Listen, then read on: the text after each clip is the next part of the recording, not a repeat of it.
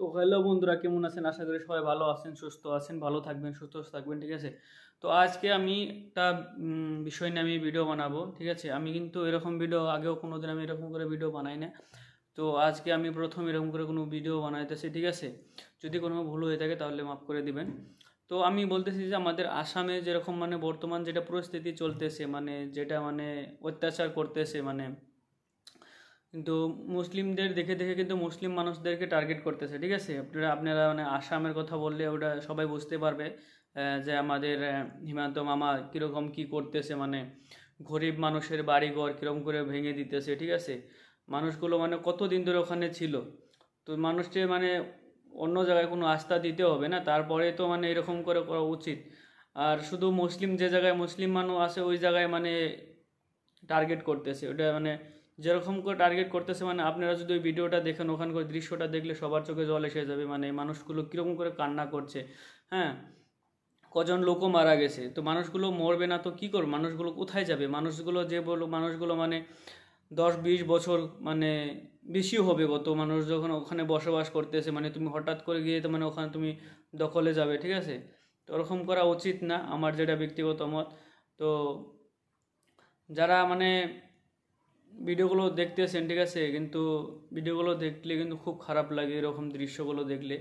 যদি কোনো সাইট নিয়ে করাটা উচিত না, যেহেতু মানুষ সব মানুষে ভোট দিয়ে একটা মানুষ নেতা বানায়, একটা এত বড় পদে দেয় মানুষকে, মানে ভোট নেওয়ার সময় কিন্তু অনেক কিছু বলে, কিন্তু ভোটে জেতার পরে কিন্তু এরকম পরিস্থিতি একটা আনে, মানে জাতিভেদ করে খালি। তো কিন্তু আমাদের আসামে কিন্তু বেশি হচ্ছে এগুলো, মানে যেখানে মসজিদগুলো কীরকম করে ভেঙে দিচ্ছে, মানুষের এত পুরোনো দিনে থাকা বাড়িঘর, এত পরিশ্রম করে বাড়িঘর বানানো, এই বাড়িঘরগুলো ভেঙে দিচ্ছে, ঠিক আছে? তো তারপরেও মানে আমসু পার্টির থেকে কিন্তু ভালো রকম একটা জোর দেখাচ্ছে। তো সবাই আমসু পার্টিকে সাপোর্ট করবেন, তাদের সাথে থাকবেন, আমরাও আছি তাদের সাথে, ঠিক আছে? তো আমসুর থেকে মানে ওরা দিল্লিতে এসেছে, হাইকোর্টে এসেছে, দেখা যাক ওখান থেকে কী রায় আসে, ঠিক আছে? সবাই তাদের সাপোর্টে থাকবেন, সাপোর্ট করবেন। পরবর্তী আরও এরকম আমি ভিডিও বানাবো, ঠিক আছে? আমি এখন ফিলহাল আমি গোয়াতে আছি, আমি বাড়ি যাচ্ছি, বাড়ি গিয়ে আমি আবার নিউজ শুনলাম একটা নাকি বাঘবর বলে ওখানেও মানে যেগুলো আছে মাটি আছে ওই মাটিগুলো দখল করবে। তো আমি যাব 1 সপ্তাহের ভিতরে, আমি বাড়ি যাব, বাড়ি গিয়ে আপনাদেরকে দৃশ্যগুলো দেখাবো। জাস্ট আমি মানে গোয়াতে আছি, আমি বাড়ি নেই, বাড়িতে গিয়ে আমি অল ডিটেলস আপনাদেরকে দেখাবো, ভিডিওগুলো দৃশ্যগুলো, ঠিক আছে? তো আপনারা ভিডিওতে থাকেন আর রায়গুলো দিবেন কীরকম, মানে আসামে কি পরিস্থিতিগুলো কি খারাপ চলছে না ভালো চলছে। আমি কিন্তু কোনো জাতিকে টার্গেট করে বলছি না, যেহেতু আমাদেরকে টার্গেট করে কিন্তু মামা কিন্তু এরকম করছে, কিন্তু আমি কোনো জাতিভেদ করছি না, জাতিভেদ করছি না, ঠিক আছে? তো কার কীরকম রায় সেটা বলবেন, কমেন্টে জানাবেন, ঠিক আছে?